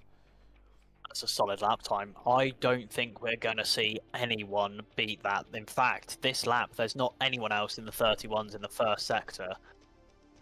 But Fred Makoviecki is 4/10 faster in the middle sector. There are a lot of cars that are about 4/10 faster than Alex Lynn was in the middle sector, but they still need to find a lot of time in the final sector to get there, and that final sector was the fastest of everyone from Alex Lynn, so I don't think that's where the time is going to be found. Checkered flag is raised. We'll see if these cars can improve. Fuoco doesn't make it, no improvement. Drugovich, what can he do? No improvement from Makoviecki. No improvement from Makoviecki, really slow in the final sector. Bamber's going to be the next to the line. It's a 3:24.862 he's looking to improve on. needs to find 0.5 of a second to get to the front. He goes to second, does Earl Bamber. It's a 1-2 for Cadillac Hertz Team Jota. It's a 1-2 provisionally. I need to remember it's only provisional. Matthew Jaminet isn't finishing his lap, so that's that done. The number 15 BMW M Team WRT is fast. Oh, that's fast. That's fast. He's currently about equal with Earl Bamber. Boomsy in the chat asking if you're on a lap and the checker flag is waved, can you get a hot lap in? Nope. Once the checker flag is waved, that's your last lap. If you're on an outlap, you're not going to improve. Yes! Dries goes up to 4th. Dries Van Thor up to 4th. This is it. Nick Tandy's in the pit lane. Sheldon van der Linde is in the pit lane. Felipe Drugovich isn't improving on his own lap times. Sebastian Buemi's in the pit lane. That's it. We're done. We're done. It's a 1-2 for Cadillac Hertz Team Jota. This is so incredibly based. So based. Let's go. That's huge. I love that for them. Yeah. Hertz Team Jota have claimed pole position at Le Mans. And not just pole position. It's a 1-2 at Le Mans. 0.3 to the next manufacturer, which is Porsche.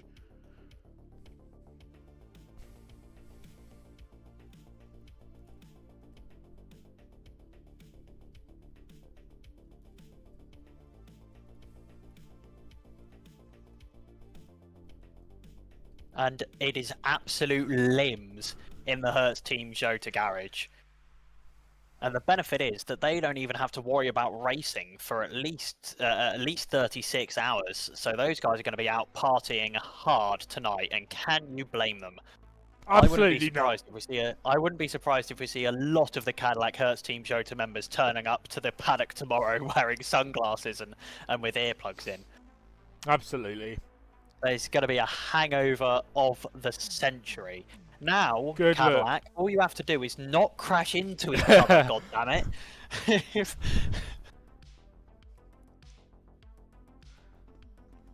Alex Lynn, though, what a lap from Alex Lynn in that Hertz Team Jota Cadillac, taking his debut pole for Le Mans.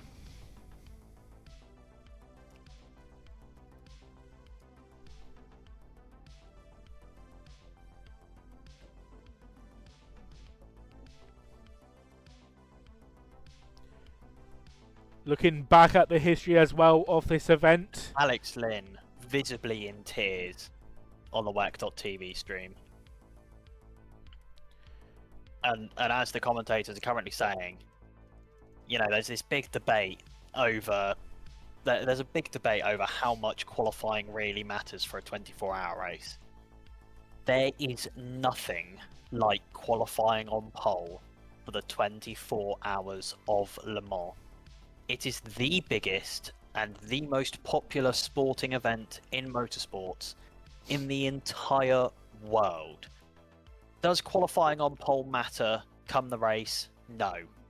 Does it matter right now, and is it one of the biggest achievements of Alex Lynn's life? Yes, absolutely. Let's just run you through the starting grid for Le Mans. Cadillac number 12 with Alex Lynn puts it on pole with a 23.166. What a lap time. Cadillac and Hertz Team Jota front row lockout at Le Mans. Porsche third and fifth. BMW 4th and 6th. Ferrari, the winning Ferrari crew from 2024, only 7th on the grid for this 2025 race. Another Cadillac in the top 10. The number 311 in 8th. Alpine's number 36 in 9th. And then Toyota's number 8 in 10th. So Toyota coming back to want to win Le Mans, take it back and win it again. Cannot do it. But Alex Lynn, Hertz Team Jota and Cadillac do it and at Le Mans. Just to make the occasion even more special, this is the 75th anniversary of Cadillac's first ever appearance in the Le Mans 24 Hours. They entered for the first time in 1950 with 2 Cadillac Series 61 races in a race that was originally called Sorry, in one car which was called the Le Monstre for its wild aerodynamic appearance. So what a special occasion for the Cadillac racing team here by Hertz Team Jota on the 75th anniversary of their first ever time turning laps here at Le Mans. It is a front row lockout. They're not going to stop posting about this for a while, one would think. Yeah. Absolutely. What a race this is going to be.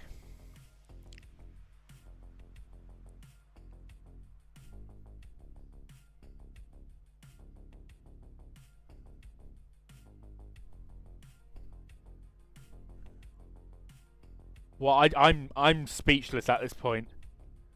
Yeah, no, absolutely. I just don't have the words. It's just incredible. Just incredible. Well, we'll see you all on Saturday afternoon for the start of the 24 Hours of Le Mans. I've been Charlie. And I've been joined by Olly here. I think he's just disappeared. No, I'm still here. I just still don't have the words. But yeah, thank you everyone for joining us. It's been incredible. What We'll an see you. action-packed 2 hours. Yeah, really, what a great time. And I guess we'll see you for the green flag on Saturday afternoon. Yep. Thank you all, and take care.